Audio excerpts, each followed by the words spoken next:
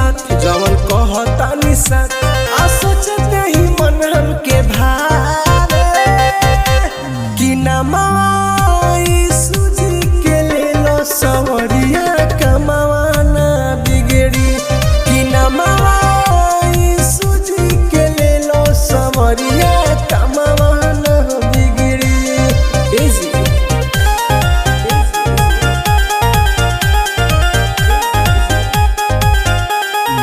Music by Anish Kumar.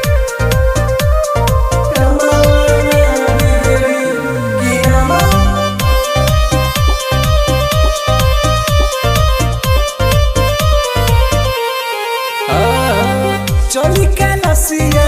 साथी संगतिया पूरा कर दिया फरमाइश की ख्वाहिश तोहरा मन के सैया जी तोहरा मन के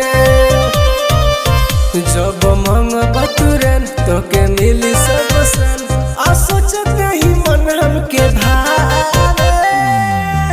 कि नमा सूजी के ले लो सवरिया कमावा ना बिगड़ी कि नमा सूजी के ले लो सवरिया कमावा ना बिगड़ी। इजी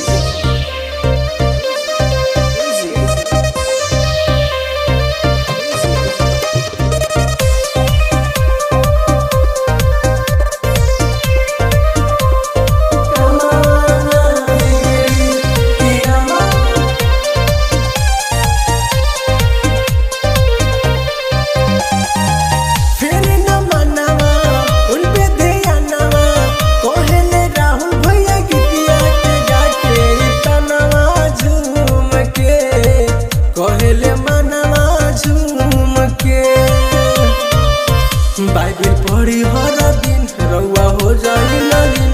आ सोचते ही दुख सब भागे कि नमा सूजी के ले लो